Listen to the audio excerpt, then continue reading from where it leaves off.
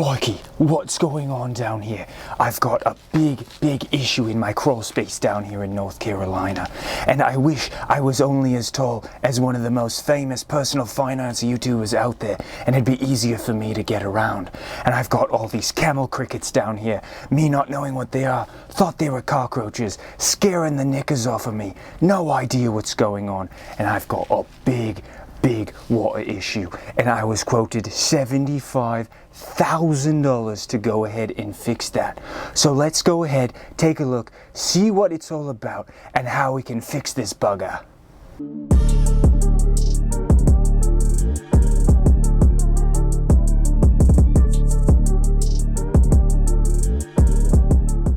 Whew, okay, well, am I glad to be back inside the air-conditioned YouTube studio. Boy, was it hot down there. It's really hot here in general compared to where I was living before. And those camel crickets, those are real, and they freak the crap out of me. They're about this big and they can jump 3 feet, which is absolutely insane and not something I was super excited about. And it took me about 69 tries to get that right and about 420 minutes of refamiliarizing myself with how Steve Irwin does his thing. So I really wanted to make sure that you guys would smash that like button because of all of the work that I put in for that video. And don't forget to subscribe, and I'll keep pushing out funny content as well as help you guys build your wealth in return. Today we're going to go over the inspection report for the most recent property that I purchased, and I really did get a quote for $75,000 to fix that water issue. There was definitely a lot of water down there. Stick around to the end of the video, I'll tell you the whole story about that and what I decided to do in order to go forward to fix that issue. Alright, well here we have the house. We'll jump right into the report, and first thing you can see is the grass was pretty long. Funny story, I actually got an infraction for the grass being too high. Fixed that up. No worries anymore, but pretty funny that someone called the city to get me to fix the grass. I didn't even think it was that bad, but hey, there you go. So the house was built in 1927, so obviously it's a little bit old, but it is the youngest home that I've ever purchased. Nice little 2-bed, 2-bath in a great little spot, and room for some renovations and for some value add, which I love. So just going through all of the report, skipping through to some of the photos. The first thing that was noted was a lot of water issues, like I said, and this is actually the garage here, and I took some better closer up pictures, but there's water entering it, there's no gutters, there's a lot of water getting in, as well as some cracks and separation, so that's something that I'm going to want to fix. That's definitely one of the more major issues. And something to think about with these inspection reports and inspectors coming out, they're going to try to get everything they can on that report, and it's not always going to be necessary for you to fix, but it's their job to point out as much as they can. And often they miss stuff, which happens to me every single time that I buy a house. So now we're getting into that fun stuff, that crawl space area. You can see there's been some water around here, entering through the door just by the way everything is sloped and how the building is put together. And you can see in the corners of the building, and if you go to the outside, you can see everything is kind of sloped in towards the house. That's why water is just making its way down. And it rains here a lot, so there's a lot of room for this to happen. And on this vapor barrier here, you can see some water, as well as more water damage and water staining all along the brick foundation, which is something that you really don't want.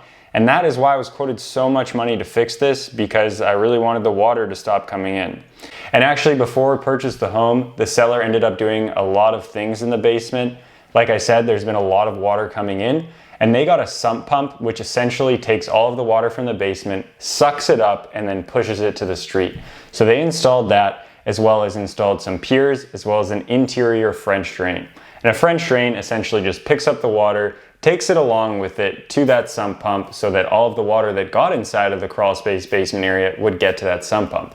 Now they fixed a lot of issues once the water got inside the home, but they didn't fix the issue of the water actually getting in the home. And you can see here they did a lot of other good stuff, added some supplemental supports, because when water gets in your house, it wreaks havoc on your home, on your foundation, on the structure. So you might see some unlevelness on the floor, as well as some cracks in that foundation. So they did a lot of good work, which I was super excited about. They spent about $20,000. I was able to see that report. So a lot of money that I didn't have to spend, which was awesome. And you can see here similar things, big crack right here. That is something you'd want to address. And it's actually already been addressed. If you see right next to it on the left, there is that concrete pillar. That is now acting as the support for that area of the home. So really not a big deal. I could add some mortar in there to make it look nicer, so when I go sell the house, no one is freaked out. And they did a couple of other things you can see here with some of the band joists not being put together properly.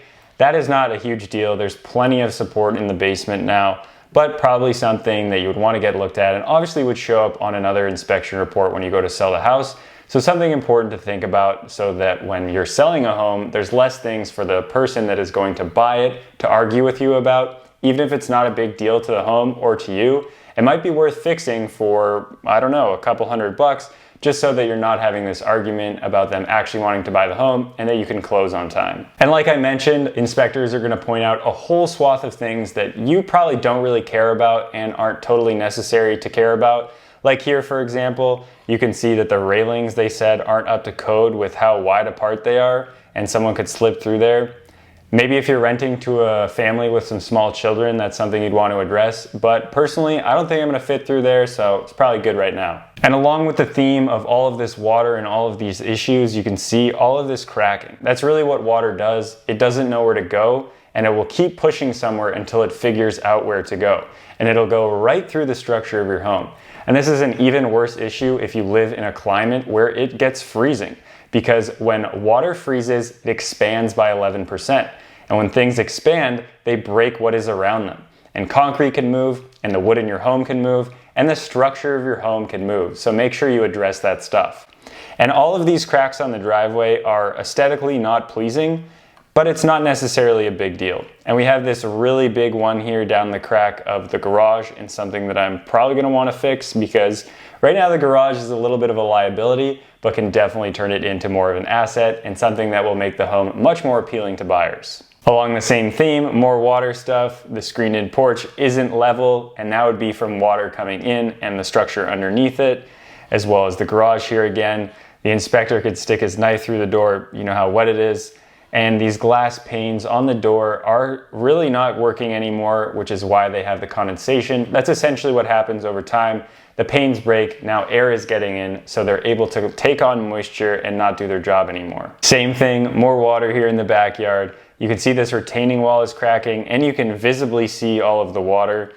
Same thing in the front yard where the retaining wall is. All of the pieces of the bluestone on top that is covering that retaining wall have also cracked and just completely come off, and they're just sitting there. And this garage, the most interesting thing, I think it shows how much movement there has been, is that the garage door does not even touch the ground anymore, because the structure has just moved so significantly. If you remember that crack, it has just pushed the ground down, but the structure has stayed where it is. So other than your house having a slope towards it, which would bring water to it, your gutters and your downspouts will create the most amount of water if those aren't installed properly.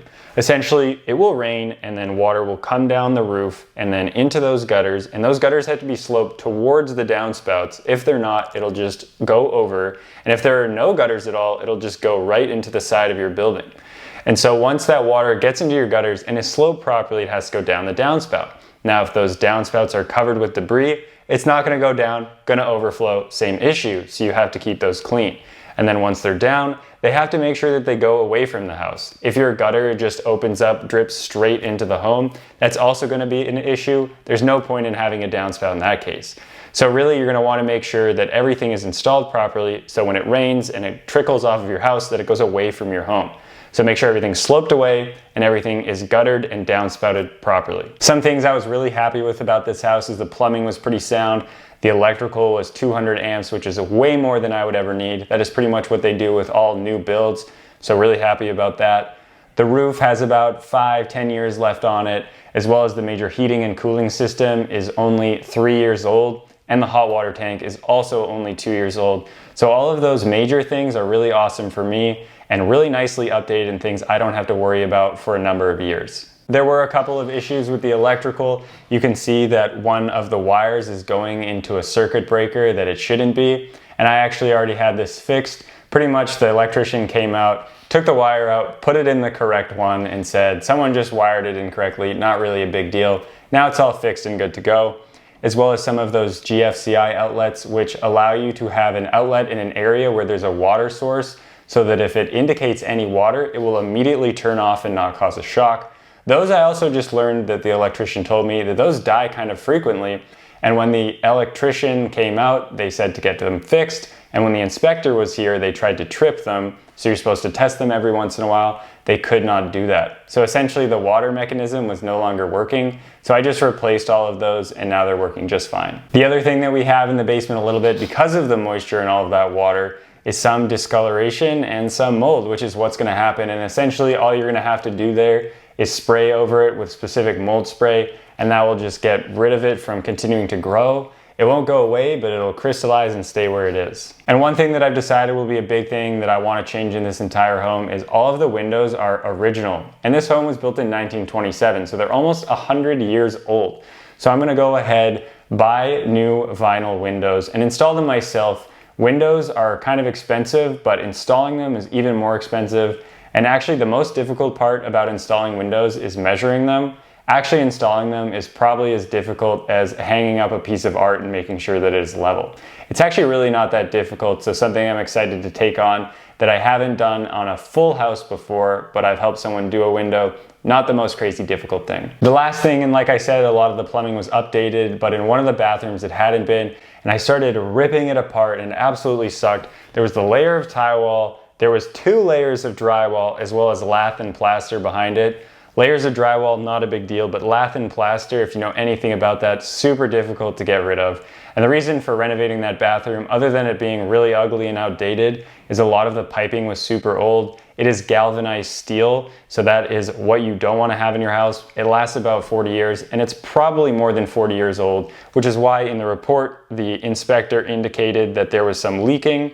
So that's what I want to get fixed and something that I'm working on right now. So overall, this was a pretty big report, and actually the inspector said himself that this was one of the longer reports that he had to put together, and it didn't really freak me out because it was just a number of little things that I could address right away. But the first thing that I wanted to address, like I said at the beginning of the video, was all of the water going into the basement. So like I normally do, I called a number of contractors, got some through the real estate agent I used, and got some through some other contacts that I made, as well as the internet. And one of them quoted me $75,000. And the reason that they wanted to do that was because they wanted to dig up everything outside the entire perimeter of the foundation, go all the way down to the footings. And then what they do is essentially they tarp around it, basically this type of tar that they paint on that makes sure that it stays dry. And then they install an entire French drain system. So when the water gets there, it gets picked up by these pipes and goes pushed out to the street. And then they would have to put everything back. And the reason why it would cost so much was because it would be so labor intensive. There's already a bunch of concrete around the house. There's landscaping. They would have to remove all of the heating and cooling systems in order to do that. So it was just going to be a crazy amount of work.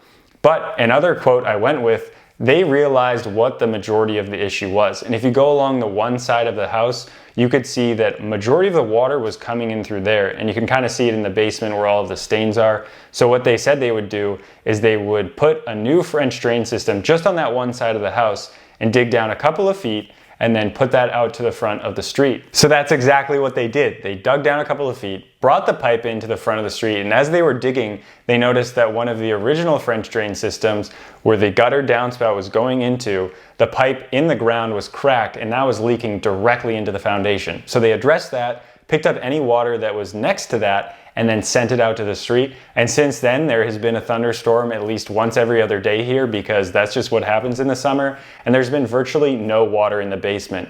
So yes, my title was fairly clickbaity because I wanted you to watch my video, smash the like button, all that good stuff. But the whole point of this was to let you know that just because there's these major issues doesn't mean you can't fix them, and doesn't mean you shouldn't get multiple quotes and multiple opinions and other people to tell you what to do.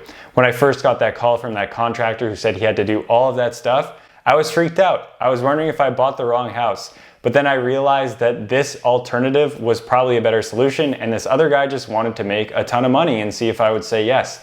And often people will say yes. So make sure you get those multiple opinions, and don't just go with the first person that you talk to, and don't freak out because everything is fixable. So I'm really glad that that water issue is probably 98% fixed. And actually I learned that even if someone dug up all around the foundation, did all of those things, French drain, whatever, it would not necessarily fix everything. So I'm glad that I only spent $3,300 fixing that French drain and having someone install it, rather than spending $75,000 and having this be the worst investment that I ever made. So now I'm really happy about this investment. We can focus on a few more cosmetic things and those fun renovations that we actually like doing. So I hope you guys enjoyed that video going over my inspection report. And don't forget to comment, like, and subscribe. Share with your friends so other people know when they're buying a house, they don't need to freak out about that inspection report. Thanks again for watching, and hope to see you guys next time.